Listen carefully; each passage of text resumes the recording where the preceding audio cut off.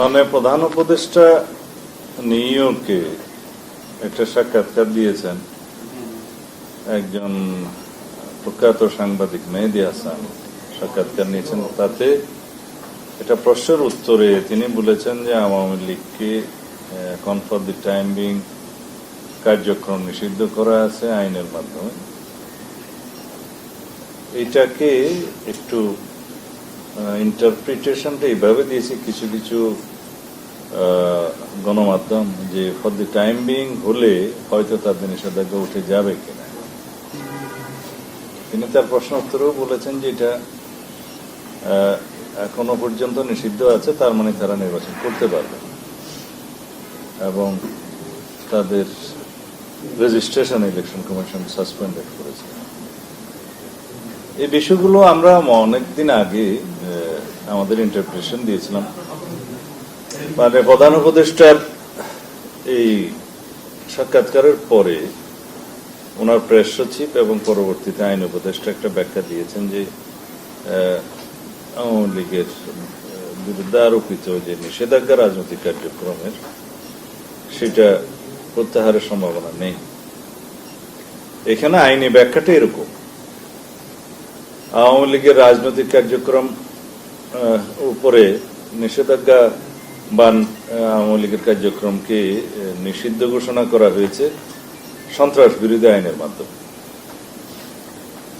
এবং আওয়ামী লীগের যে রেজিস্ট্রেশন ইলেকশন কমিশনের সাথে আছে সেটা সাসপেন্ডেড করা হয়েছে ইলেকশন কমিশন থেকে। আওয়ামী লীগকে রাজনৈতিক দল হিসাবে বিচারের আওতায় নিয়ে আসার জন্য আমাদের দাবি ছিল সর্বাগ্রে।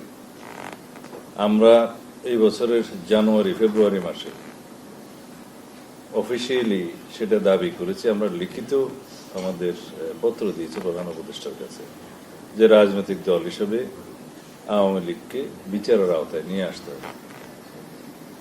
বিচারের মাধ্যমে সাব্যস্ত হবে আওয়ামী লীগ এদেশে রাজনীতি করতে পারবে কিনা, নির্বাচন করতে পারবে কিনা। নির্বাহী আদেশের মধ্য দিয়ে কোন রাজনৈতিক দলের নিবন্ধন বাতিল হওয়া বা কার্যক্রম বাতিল হওয়া বা রাজনৈতিক দলকে নিষিদ্ধ ঘোষণা করা আমরা আমাদের দলের পক্ষ থেকে নীতিগতভাবে আমরা কখনোই একমত নই। যা কিছুই হবে বিচারিক প্রক্রিয়ার মধ্য দিয়ে, আইনগত প্রক্রিয়ার মধ্য দিয়ে হতে হবে। আমরাই প্রথম আইন সংশোধনের জন্য আহ্বান জানিয়েছিলাম।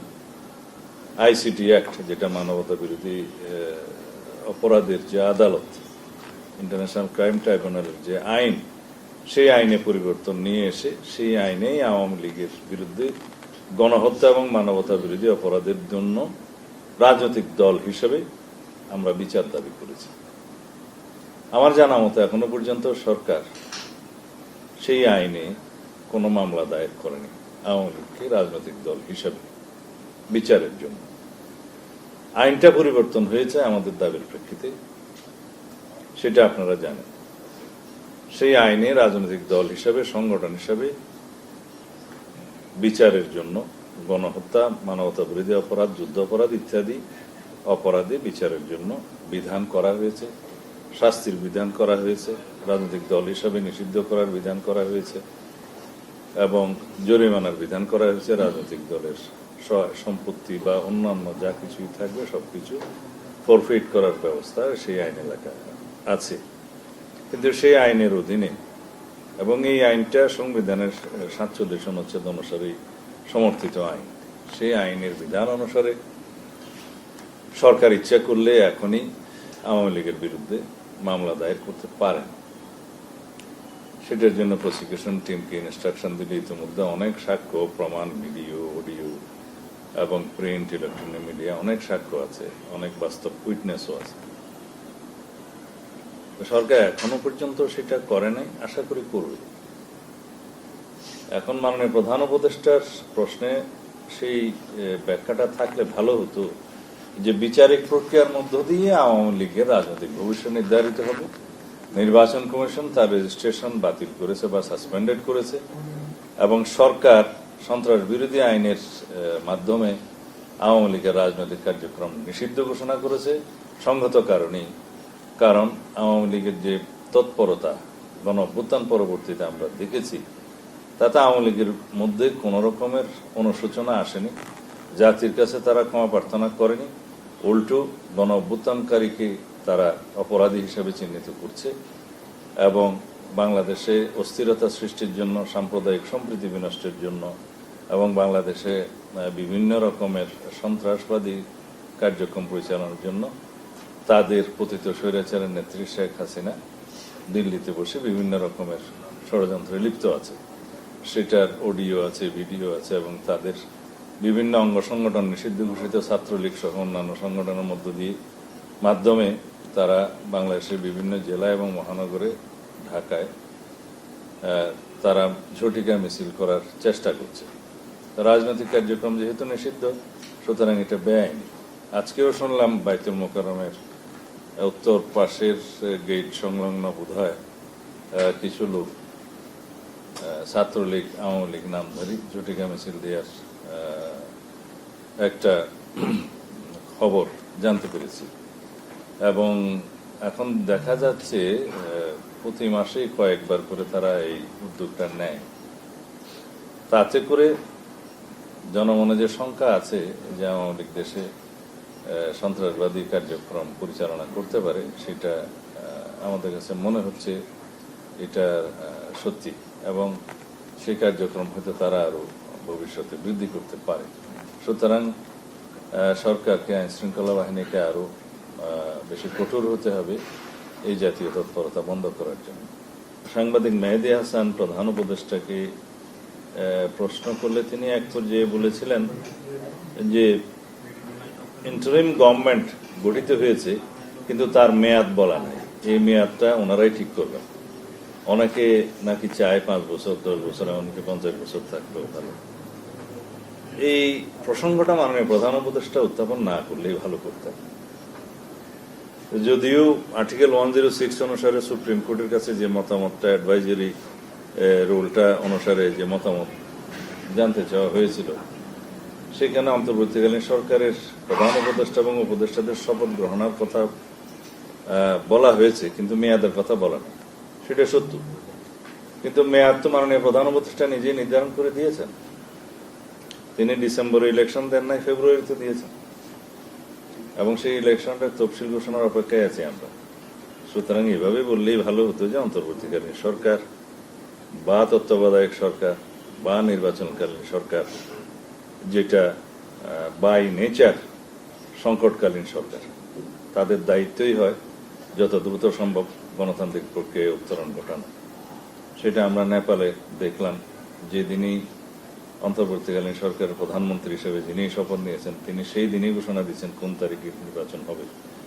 পৃথিবীর বিভিন্ন দেশে গণ অভ্যুত্থান পরিস্থিতিতে দেখা গেছে, যেখানে দ্রুত ডেমোক্রেটিক ট্রান্সফরমেশনটা হয় না, গণতান্ত্রিক উত্তরণটা হয় না, সেখানে কলহ, বিবাদ, এমনকি গৃহযুদ্ধ হয়। তো সুতরাং এটা আমরা শুকরিয়া আদায় করি আল্লাহর দরবারে যে আমরা এখনো সবাই ঐক্যবদ্ধ আছি। ফ্যাসিবাদ বিরোধী জাতীয় ঐক্য যেটা আছে সেটা শক্তিশালী আছে। যদিও আমাদের মধ্যে বাক বিতণ্ডা, তর্ক বিতর্ক, গণতান্ত্রিক চর্চা হবে, কিন্তু দিন শেষে আমরা সবাই গণতন্ত্রের স্বার্থে ঐক্যবদ্ধ থাকব। একটু আগেই তো সেই কথা বললাম যে বিচারিক প্রক্রিয়ার মধ্য দিয়ে আওয়ামী লীগের রাজনৈতিক ভাগ্য নির্ধারণ হবে। আদালতে নির্ধারণ করবে আওয়ামী লীগ দেশে রাজনীতি করতে পারবে কিনা। কারণ যারা হাজার হাজার মানুষকে হত্যা করেছে, দীর্ঘ 16-17 বছর ফেসিবাদী শাসন ব্যবস্থা কায়েম রেখেছিল এবং যারা গুম, খুন, হত্যা সহ অসংখ্য মানবতা বিরোধী অপরাধে জড়িত ছিল, যারা বাংলাদেশের গণতন্ত্রকে বিনাশ করেছে সাংবিধানিকভাবে এবং রাজনৈতিক চর্চার মধ্য দিয়ে, অপরাজনীতির মধ্য দিয়ে, তাদের বিচার বাংলাদেশের মানুষ চায়। গণ অভ্যুত্থানের একটি বার্তা হচ্ছে এই গণহত্যাকারীদের বিচার হতেই হবে। তো সুতরাং আওয়ামী লীগকে যারা পরিচালনা করছে ব্যক্তি হিসেবে, যারা সরকারে ছিল, অবৈধ হলেও তো সরকারে ছিল, তখনকার প্রধানমন্ত্রী শেখ হাসিনা সহ অন্যান্য মন্ত্রী, এমপি এবং তার দোসরদের ব্যক্তিগতভাবে তাদের অপরাধের জন্য আইসিটি কোর্টে মামলা দায়ের হয়েছে অনেকের বিরুদ্ধে, আরো অনেক হবে, কিন্তু দল হিসেবে রাজনৈতিক দলের বিরুদ্ধে এখনো পর্যন্ত মামলা দায়ের হয়নি। সুতরাং রাজনৈতিক দল হিসেবে এবং ব্যক্তি হিসেবে যারা দায়ী সেই সমস্ত অপরাধের জন্য উভয় বিচারই হতে হবে বাংলাদেশে। এর আগে তারা নির্বাচনে অংশগ্রহণ করতে পারবে কি পারবে না সেটা বিএনপির কোনো বিষয় নয়, সেটা জনগণের বিষয়, সেটা আইন আদালতের বিষয়। আদালতেই আমরা এখনো মনে করি সরকারের খুব দ্রুত আওয়ামী লীগের বিরুদ্ধে রাজনৈতিক দল হিসেবে বিচারের আওতায় নিয়ে আসা আওয়ামী লীগের বিরুদ্ধে মামলা দায়ের করা উচিত আইসিটি কোর্টে।